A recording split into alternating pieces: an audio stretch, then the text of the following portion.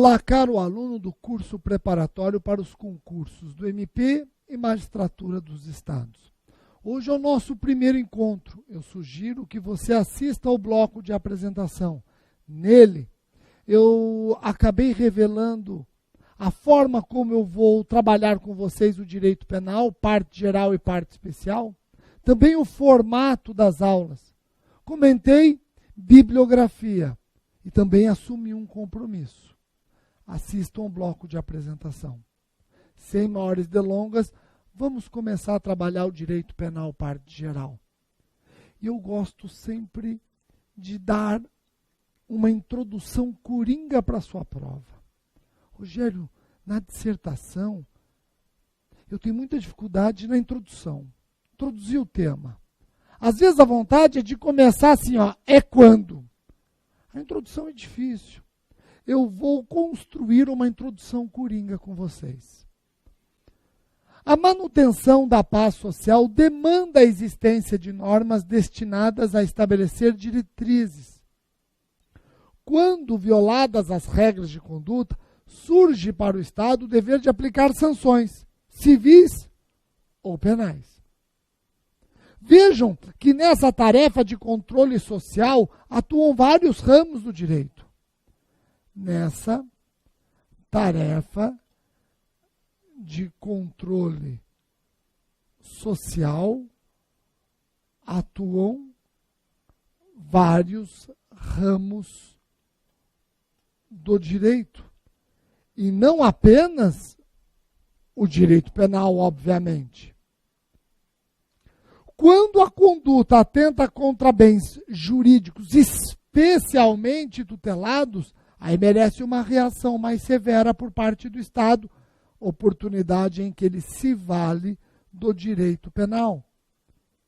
Então vejam que o que diferencia a norma penal das demais é exatamente a espécie de consequência jurídica. O direito penal tem uma consequência jurídica mais drástica, pena privativa de liberdade. O que diferencia a norma penal das demais é a espécie de consequência jurídica. O direito penal trabalha com pena privativa de liberdade, é uma consequência jurídica mais drástica. Por isso que o direito penal deve ser utilizado com cautela. O direito penal é subsidiário, o direito penal é fragmentário, o direito penal é norteado pelo princípio da intervenção mínima. Tá joia? Nós vamos estudar isso com mais calma ainda hoje. Qual é a missão do direito penal? Já caiu isso no MP de Minas. Na atualidade, a doutrina divide a missão do direito penal em missão imediata e missão imediata. Vamos primeiro falar da missão imediata, depois da missão imediata. Missão imediata: controle social e limitação ao poder de punir do Estado. Espera um pouquinho, Rogério. O direito penal, no fundo, controlando a sociedade e o próprio Estado no seu poder punitivo? Sim. As normas penais, elas buscam punir aquele que viola as regras de conduta, aquele que viola as normas. Mas também as normas penais buscam civilizar, limitar a resposta estatal em face desse violador de regras. A norma penal, ao mesmo tempo que ela pune, ela é garantia. Compreenderam isso? Então vejam que se de um lado o Estado, por meio das leis, controla o cidadão, impondo-lhe limites, de outro lado, é necessário também limitar seu próprio poder de controle. Também é importante limitar seu próprio poder de controle, evitando a hipertrofia da punição. Evitando a hipertrofia da punição. Ficou fácil? Então eu encerrei a missão imediata do direito penal. Qual a missão imediata, direta? Aí a doutrina diverge. A doutrina diverge. Uma primeira corrente entende que a missão do direito penal é proteger bens jurídicos. A missão do direito penal é proteger bens jurídicos. E aqui vocês vão encontrar adeptos do funcionalismo de Roxin. Funcionalismo de Roxin. Uma segunda corrente moderna entende que a missão do direito penal é assegurar o ordenamento jurídico. A missão do direito penal é assegurar o ordenamento jurídico. A vigência da norma. A vigência da norma. E os adeptos da segunda corrente seguem o funcionalismo de Jacobs. Prevalece a primeira corrente. E vocês vão perceber que eu vou trabalhar com a primeira corrente na aula de hoje. Prevalece a primeira corrente, que a missão do direito penal é proteger bens jurídicos indispensáveis à convivência do homem em sociedade. Essa é a missão imediata do direito penal. Tá ok? Bom, já estudamos missão imediata e missão imediata do direito penal. Você também já percebeu, quando eu expliquei a missão imediata, que o controle que o Estado exerce em face do cidadão também precisa ser controlado para evitar a hipertrofia da punição.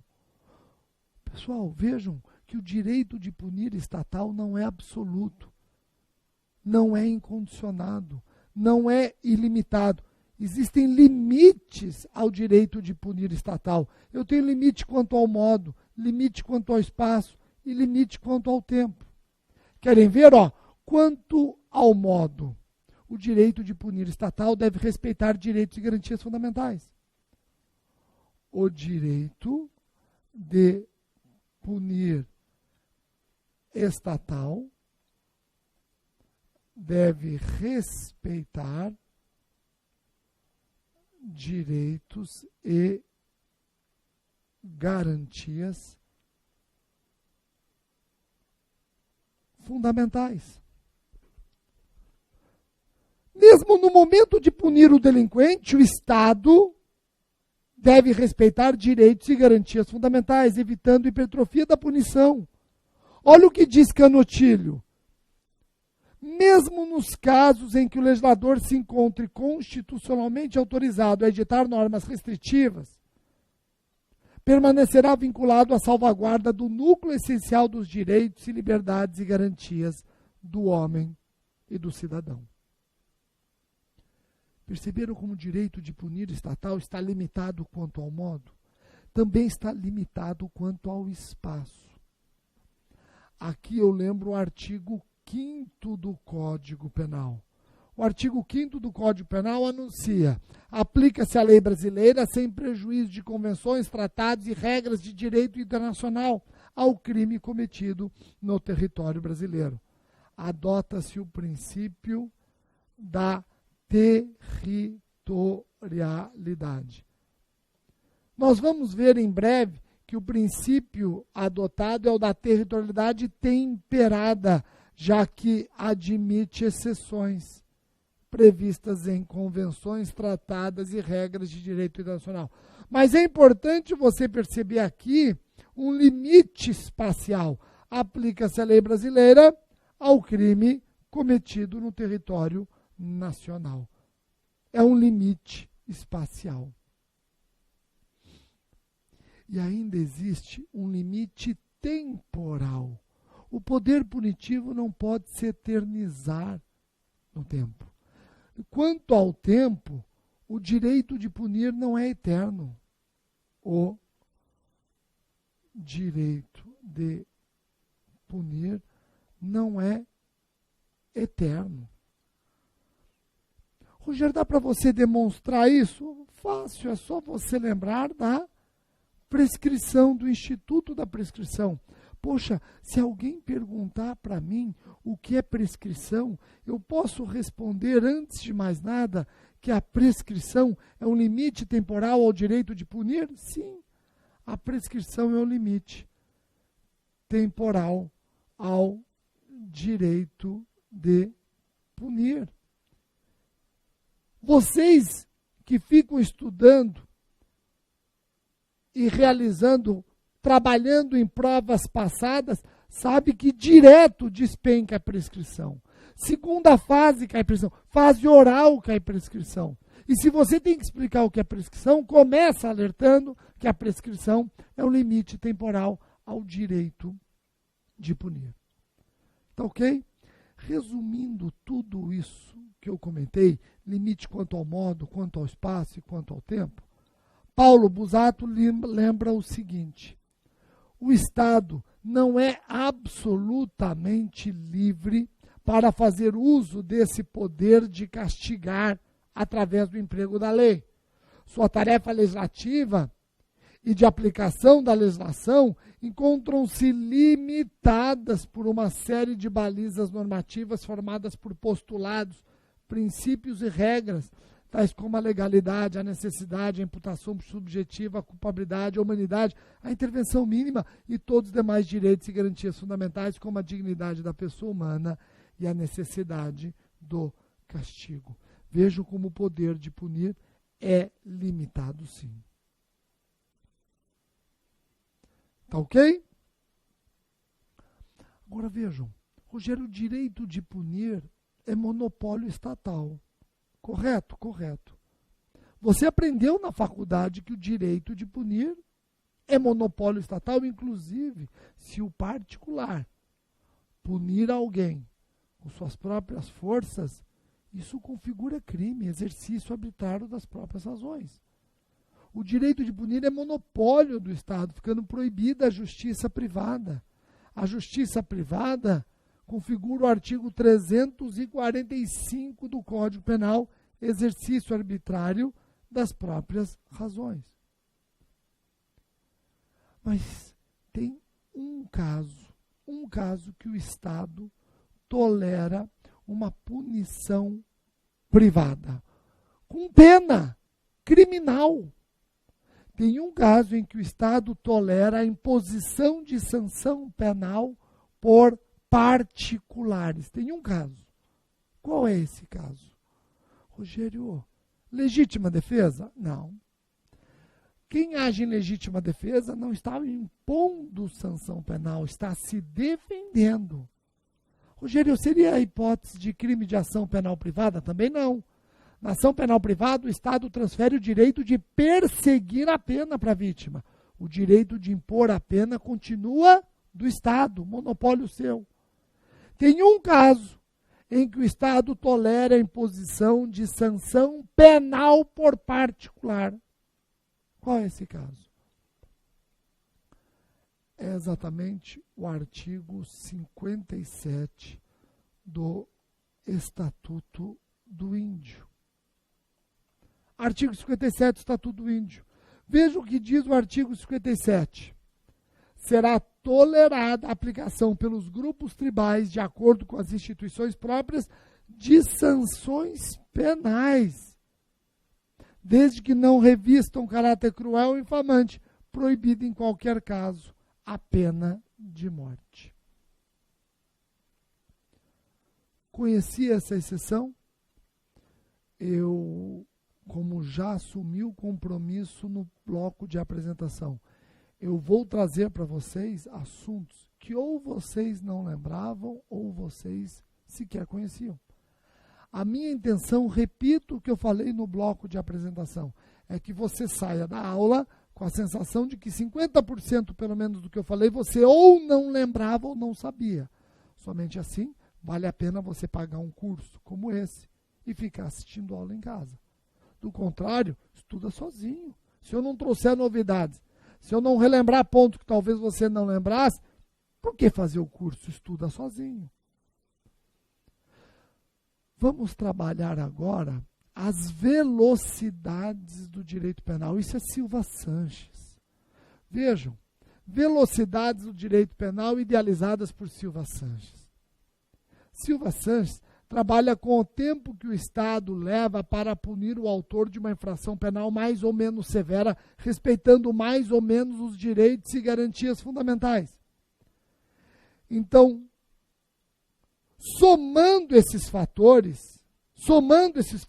infração penal mais ou menos grave e respeito maior ou menor aos direitos e garantias fundamentais, Silva Sanches constrói 3 velocidades. Silva Sanches constrói 3 velocidades. Primeira velocidade. Na primeira velocidade, eu tenho um direito penal enfatizando infrações graves, punidas com penas privativas de liberdade, exigindo um procedimento mais demorado e que observa todas as garantias penais e processuais.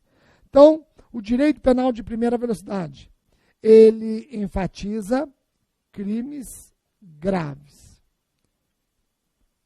Ele respeita um procedimento mais demorado.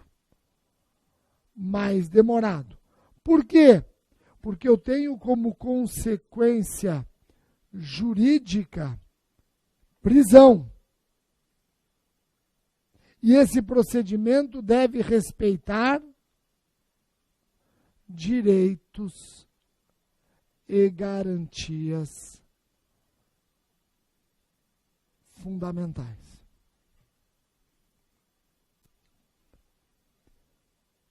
Uma velocidade diametralmente oposta é o direito penal segunda velocidade. Aqui eu estou trabalhando com infrações menos graves, não punidas com penas privativas de liberdade. O procedimento na apuração pode ser mais rápido e não precisa respeitar tanto direitos e garantias fundamentais, já que a pena não será de prisão. Então, na segunda velocidade, flexibiliza direitos e garantias fundamentais, possibilitando uma punição mais célere, mas em contrapartida prevê penas alternativas. Então, eu tenho crimes menos graves, punidos com pena não privativa, por isso admitem um procedimento mais célere, flexibilizando direitos e garantias fundamentais. Flexibilizando direitos e garantias fundamentais. É diametralmente oposto ao direito penal de primeira velocidade. E eu tenho, por fim, o direito penal de terceira velocidade. O direito penal de terceira velocidade, ele mescla as duas velocidades anteriores. Defende a punição do criminoso com pena privativa de liberdade, e aqui eu tenho predicados de primeira velocidade, e permite, para determinados crimes, a flexibilização de direitos e garantias fundamentais, segunda velocidade. Então, na terceira velocidade, eu tenho flexibilização de direitos e garantias fundamentais, mesmo em se tratando de crimes graves, punidos com pena privativa de liberdade. Enxergou as 3 velocidades de Silva Sanches? Eu até montei esse quadro para vocês com exemplos. O CPP está dentro de um direito penal de primeira velocidade. A Lei 9.099, direito penal de segunda velocidade. E a Lei de Terrorismo, direito penal de terceira velocidade. Rogério, outro dia eu estava lendo essa história aí de velocidades E eu li a quarta velocidade do direito penal. Pessoal, não foi Silva Sanches que criou a quarta velocidade. Silva Sanches nem reconhece essa quarta velocidade. Ele foi indagado num congresso aqui no Brasil sobre a quarta velocidade do direito penal e falou, olha, essa eu não conheço, fui eu que criei as velocidades, em nenhum momento eu pensei numa quarta. Mas no Brasil já se fala em quarta velocidade e tem caído em concurso. Hoje temos doutrina anunciando a quarta velocidade do direito penal ligada ao direito penal internacional, mirando suas normas proibitivas contra aqueles que exercem ou exerceram chefia de estados e nessa condição violam ou violaram de forma grave tratados internacionais de tutela de direitos humanos. Por isso que, por meio do Estatuto de Roma, foi criado o Tribunal Penal Internacional. Trata-se da primeira instituição global permanente de justiça penal internacional com competência para processar e julgar crimes que violam as obrigações essenciais para a manutenção da paz e da segurança da sociedade internacional em seu conjunto. Aqui eu tenho o direito penal de quarta velocidade, que, repito, Silva Sanches não reconhece. Vamos agora partir para um outro assunto. Já fizemos uma introdução para você colocar na sua prova sempre que envolver temas de direito penal. Falei da missão do direito penal. Depois que eu trabalhei a missão do direito penal, eu enfrentei o poder punitivo do Estado. E agora encerrei as velocidades do direito penal de acordo com a teoria de Silva Sanches. Vamos aprofundar um outro tema. Vamos aprofundar fontes do direito penal. Pô, Rogério, fontes do direito penal, isso é chato pra caramba. Além de chato, é fácil, calma. Vocês vão ver a revolução que a doutrina moderna está fazendo nesse assunto, fontes do direito penal. Quando eu trabalho fontes do direito penal, eu trabalho o lugar de onde vem e como se exterioriza o direito penal. E aqui eu enxergo fonte material e fonte formal. A fonte material retrata de onde vem o direito penal. Ou seja, a fábrica. Onde se fabrica direito penal. E a fonte formal, como se exterioriza direito penal. Ou seja, forma como se propaga o produto fabricado. Como que se propaga o produto fabricado. Vamos estudar primeiro a fonte material e depois a fonte formal. Fonte material é a fábrica, é a fonte de produção de norma penal. É a fonte de produção da norma penal. Órgão encarregado de criar o direito penal.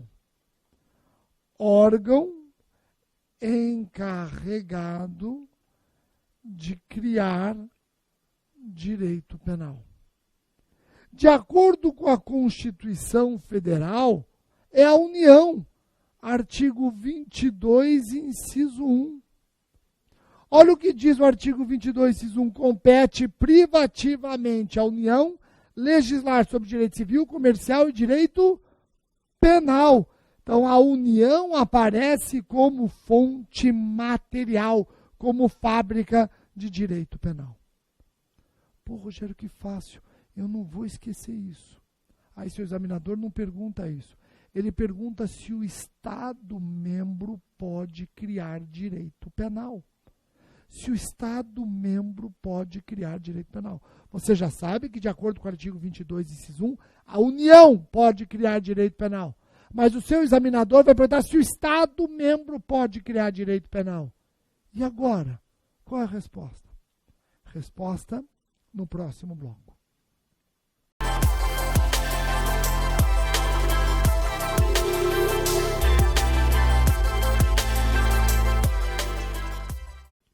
segunda parte da nossa aula, eu deixei uma pergunta para ser respondida nesta etapa. Falando de fonte material do direito penal, que é a fonte de produção, é o órgão encarregado de criar o direito penal, eu alertei que esse órgão é a União, nos termos do artigo 22, inciso 1 do Código. Diz o artigo do Código, não, desculpa, da Constituição. Diz o artigo 22, inciso 1, compete privativamente à União legislar sobre direito penal. Então, a Constituição Federal nos apresenta a União como fonte material de direito penal. Você chega na prova feliz, você sabe que a União é a fonte material de direito penal, mas o seu examinador pergunta, o Estado membro pode criar direito penal? A tendência de alguns candidatos mais afoitos é responder não. Mas esses candidatos esqueceram o artigo 22, parágrafo único da nossa Bíblia Política, da nossa Constituição. Cuidado, lei complementar pode autorizar o Estado a legislar sobre direito penal incriminador no âmbito das suas especificidades. Veja o artigo 22, parágrafo único, que diz: lei complementar poderá autorizar os Estados a legislar sobre questões específicas de matérias relacionadas neste artigo, inclusive direito penal. Vamos imaginar uma vegetação própria de um Estado que não tem em outros. E esse Estado entende que essa vegetação merece uma proteção especial, diferenciada. A União pode autorizar aquele Estado a criar uma norma penal incriminadora para danos a essa vegetação. Desde que, obviamente, autorizado pela União por meio de lei complementar. Tá ok? Bom, terminei fontes materiais. Na verdade, fonte material, União. Vamos agora para fontes formais. Quando eu falo em fonte formal, eu estou falando na propagação do produto fabricado. É um instrumento de exteriorização do direito penal. É o instrumento de exteriorização do direito penal. O modo como as regras são reveladas. A fonte formal nada mais é do que uma fonte de conhecimento ou cognição. Fonte de conhecimento ou cognição. Você já estudou fonte formal do direito penal na sua faculdade, certamente. Você aprendeu o seguinte: de acordo com a doutrina clássica, a fonte formal se classifica em imediata, e aqui aparece somente a lei, e fontes mediatas, onde eu tenho costumes e princípios gerais de direito. Não foi isso que você aprendeu? Mas espera um pouquinho, será que o direito penal só é revelado imediatamente por lei? Não tem outras fontes de revelação imediata do direito penal? É somente a lei? Será que a Constituição não revela imediatamente direito penal? Será que tratados internacionais de direitos humanos não revelam imediatamente direito penal? Jurisprudência, princípios, atos administrativos que complementam norma penal em branco. A doutrina clássica não fala de nenhum deles. Onde está para a doutrina clássica a Constituição? E os tratados internacionais de direitos humanos? E os princípios? Jurisprudência. Hoje eu tenho até jurisprudência vinculante. Atos administrativos que complementam norma penal em branco. Onde que eu encontro isso? Por isso que a doutrina moderna, ela entende que nós temos 6 fontes formais imediatas. 6. A lei, a Constituição, tratados internacionais de direitos humanos, princípios, jurisprudência e atos administrativos que complementam norma penal em branco. E para a doutrina moderna, fonte imediata é a doutrina. É a doutrina. Comparem as duas maneiras de ensinar fonte formal do direito penal. Comparem. Eu não falei para vocês que vocês iam encontrar uma revolução nesse assunto de acordo com a doutrina moderna? O que nós vamos fazer agora? Nós vamos aprofundar cada uma dessas fontes imediatas: lei, Constituição, tratados internacionais de direitos humanos, princípios, jurisprudência e atos administrativos. Vamos começar com a lei. A lei, eu não tenho dúvida de que é uma fonte formal imediata de acordo com a doutrina moderna e também de acordo com a doutrina clássica. A única diferença é que a doutrina clássica só enxergava a lei como fonte formal imediata. A doutrina moderna enxerga a lei como mais uma fonte formal imediata. Agora vejam. Única fonte formal imediata capaz de criar infrações penais e cominar sanções. De acordo com a doutrina moderna, a lei não é a única fonte formal imediata. Vejam, eu tenho 6 fontes formais imediatas. Mas a lei é a única capaz de criar crime e cominar pena. É a única. As demais não podem criar crime e cominar pena.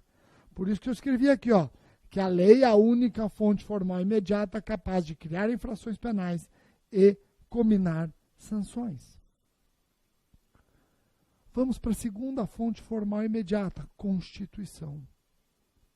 A Constituição é uma fonte formal imediata, sim, mas não pode criar infrações penais ou cominar sanções.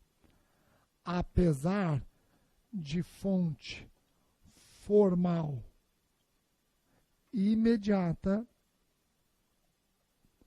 não pode criar infrações penais e cominar sanções. Não pode. Não pode. Rogério, e por que a Constituição não pode criar crime e cominar pena? Na pirâmide de Kelsen, a Constituição está acima da lei. Se a lei pode criar crime e cominar pena, a Constituição que informa e conforma não pode. Por quê? Se a Constituição é superior à lei, por que ela, a Constituição, não pode criar infrações penais e cominar sanções? Resposta: em razão de seu processo moroso de alteração, incompatível com a dinâmica exigida pelo direito penal. Imaginem só se a revogação do adultério dependesse de emenda constitucional. Vejam só se a criação do estupro de vulnerável dependesse de emenda constitucional.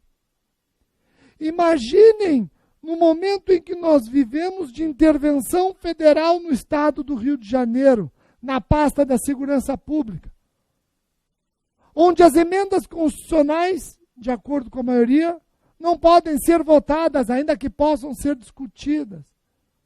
O direito penal ficaria paralisado, congelado, suspenso, Nada poderia ser revogado, alterado ou criado. Por isso que a maioria defende que a Constituição Federal não cria crime, não comina pena, e sim a lei. E sim a lei. Agora, cuidado. Muito embora não possa criar infrações penais ou combinar sanções, a Constituição nos revela direito penal, estabelecendo patamares mínimos abaixo dos quais a intervenção penal não se pode reduzir. Esses patamares são chamados de mandados constitucionais de criminalização. Pô, Rogério, me dá exemplo de mandado constitucional de criminalização? Está aqui, ó. Artigo 5º, inciso romano 42. O artigo 5º, inciso romano 42 da Constituição não cria o crime de racismo, mas diz que a prática do racismo constitui crime inafiançável e imprescritível sujeito à pena de reclusão nos termos da lei. Quem vai criar o crime de racismo? O legislador. O Constituinte somente estabeleceu patamares mínimos abaixo dos quais o legislador não pode legislar. Então, quando o legislador for criar o crime de racismo, tem que observar que esse crime é inafiançável, é imprescritível e tem que ser punido com reclusão. São patamares mínimos impostos pelo Constituinte. A lei vai criar o crime de racismo, mas quando a lei criar o crime de racismo, tem que observar esses patamares impostos pelo Constituinte. Mandados constitucionais de criminalização. Fácil. Então, das fontes formais imediatas, de acordo com a doutrina moderna, já falamos da lei e já falamos da Constituição. Vamos falar agora dos tratados internacionais de direitos humanos. Eu não tenho dúvida de que um tratado internacional de direitos humanos é uma fonte formal imediata. E esses tratados podem ingressar no nosso ordenamento jurídico de duas formas. Com status constitucional, se aprovados com quórum de emenda, ou status supralegal, se aprovados com quórum comum. Neste caso, eles são inferiores à Constituição, mas são superiores à lei. Os tratados internacionais de direitos humanos, eles podem revelar direito penal? Sim. Podem revelar direito penal? Sim. Nós temos mandados internacionais de criminalização. Podem revelar direito penal? Sim. Não podem criar crimes e combinar penas para o nosso direito interno. Mas podem revelar direito penal, inclusive prevendo mandados internacionais de criminalização, patamares de criminalização que o legislador deve observar. Os tratados internacionais não criam crimes, não combinam penas para o direito interno, mas podem estabelecer patamares mínimos a serem observados pelo legislador no momento de criar esses crimes. Rogério, então os tratados e convenções não são instrumentos hábeis para criar crimes e combinar penas para o direito interno? Não. Vejam, importante esclarecer que os tratados e convenções não são instrumentos hábeis à criação de crimes e combinação de penas para o direito interno. Inclusive, o Supremo já decidiu isso no HC 96007, onde se emprestava o conceito de organização criminosa da Convenção de Palermo para se punir esse comportamento. O Supremo falou, não, o Brasil que crie uma lei definindo organização criminosa de acordo com a Convenção de Palermo. Enquanto não tiver essa lei, eu não posso criminalizar a organização criminosa. Entendeu? Mas, repito, os tratados podem prever patamares mínimos que o legislador ordinário deve observar. São os mandados internacionais de criminalização. Já falei da lei como fonte formal imediata. Já falei da Constituição como fonte formal imediata e os mandados constitucionais de criminalização. Acabei de falar dos tratados internacionais de direitos humanos como fonte formal imediata e os mandados internacionais de criminalização. Vamos para a quarta fonte, é a jurisprudência. A jurisprudência também revela direito penal, sem dúvida alguma. A jurisprudência é uma importante fonte formal imediata. Revela direito penal, podendo inclusive ter caráter vinculante. Revela direito penal, podendo inclusive ter caráter vinculante. Caráter vinculante. Pô, Rogério, eu queria enxergar isso. Eu queria enxergar a jurisprudência revelando o direito penal. Quer um exemplo? O artigo 71 do Código Penal, ele trata do crime continuado. E para existir crime continuado, o artigo 71 exige requisitos, chamando a atenção o elo de continuidade. Os vários crimes parcelários, os vários crimes que integram a continuidade, têm que ser cometidos nas mesmas circunstâncias de tempo, local e modo de execução. Mesmas circunstâncias de tempo. O que significa isso? O legislador esclarece no artigo 71 o que significa mesmas circunstâncias de tempo? Não. Sabe quem esclarece? É a jurisprudência. Quando o artigo 71 condiciona a continuidade delitiva, a condição de tempo, a jurisprudência revela que esse tempo, em regra, não pode suplantar 30 dias. Entre o primeiro e o último crime, não pode suplantar tempo além dos 30 dias.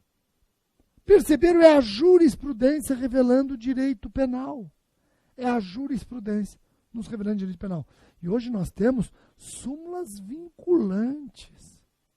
O Supremo criando súmulas que vinculam quanto ao direito. Vamos para a quinta fonte formal imediata. Princípios. Os princípios também aparecem como fonte formal imediata. Pessoal, não raras vezes os tribunais absolvem ou reduzem penas com fundamento em princípios. Não raras vezes os tribunais reformam decisões com base em princípios. E hoje nós vamos estudar princípios norteadores do direito penal. Nós vamos estudar esses princípios e vamos enxergar como eles revelam direito penal. Por fim, como última fonte formal imediata, eu tenho os atos administrativos. Atos administrativos aparecem como fonte formal imediata quando complementam norma penal em branco. Olha o exemplo aqui, ó. Lei de Drogas, Lei 11.343, 2006. Esta lei é complementada pela Portaria 344 de 98 do Anvisa. Essa portaria define drogas, define as substâncias que devem ser consideradas drogas. Como é que eu vou ignorar esta portaria? Ela está revelando o direito penal, ainda que de forma complementar. Poxa, Rogério, eu sou obrigado a concordar com a doutrina moderna. Então, nós não temos somente a lei como fonte formal imediata. Não, temos outras fontes imediatas. A lei é a única incriminadora. Essa corrente moderna, ela também muda a fonte formal mediata. A doutrina clássica entende que fonte formal mediata se resume em costumes e princípios. Para a doutrina moderna, não. Para a doutrina moderna, a única fonte formal imediata é a própria doutrina. Rogério, e os costumes? Os costumes são classificados como fontes informais do direito penal. São classificados como fontes informais do direito penal. Eu vou trabalhar com mais calma os costumes com vocês quando eu estudar o princípio da legalidade. Então, eu dou por encerrado o tema fontes do direito penal. Agora, temos que trabalhar interpretação da lei penal. Interpretação da lei penal. Rogério, esse assunto cai, despenca. E quando eu falo em interpretação da lei penal, eu tenho que lembrar que o ato de interpretar é necessariamente feito por um sujeito que, empregando determinado modo, chega a um resultado. Então, eu tenho interpretação quanto ao sujeito, interpretação quanto ao modo, interpretação quanto ao resultado. Concurso público, o que mais cai, Rogério? Interpretação quanto ao resultado. Eu não tenho dúvidas de que é o tema mais cobrado em concurso quando a questão envolve interpretação da lei penal. Vamos aprofundar a interpretação quanto ao resultado. Está aqui, ó. Interpretação quanto ao sujeito, ela pode ser autêntica, doutrinária e jurisprudencial. Quanto ao modo, literal, teleológica, histórica, sistemática e progressiva. E quanto ao resultado, declarativa, restritiva e extensiva. Eu insisto que a interpretação que mais cai em concurso é a interpretação quanto ao resultado, podendo ser ela declarativa, restritiva e extensiva. Rogério, quando que ela será declarativa, restritiva e será que é possível interpretação extensiva? Vejam, a interpretação será declarativa quando a letra da lei corresponder exatamente àquilo que o legislador quis dizer. É aquela em que a letra da lei corresponde exatamente àquilo que o legislador quis dizer. O intérprete não precisa restringir nem ampliar. O intérprete não precisa restringir ou ampliar o alcance de uma expressão. O intérprete não precisa restringir ou ampliar o alcance de uma expressão. A interpretação será restritiva quando o intérprete precisa reduzir o alcance de uma palavra para corresponder à vontade do texto. O intérprete precisa reduzir o alcance de uma palavra para corresponder à vontade do texto. E será extensiva quando o intérprete precisa ampliar o alcance das palavras. O intérprete precisa ampliar o alcance de uma palavra para chegar à vontade do texto. A que mais cai em concurso é a interpretação extensiva. Sem dúvida, é a que mais cai em concurso. E o que eu vou fazer com vocês? No próximo bloco, Eu vou aprofundar a interpretação extensiva, principalmente diferenciando interpretação extensiva de interpretação analógica. E também diferenciando a analogia de interpretação analógica. No próximo bloco, nós vamos estudar interpretação extensiva, interpretação analógica e analogia. Até já.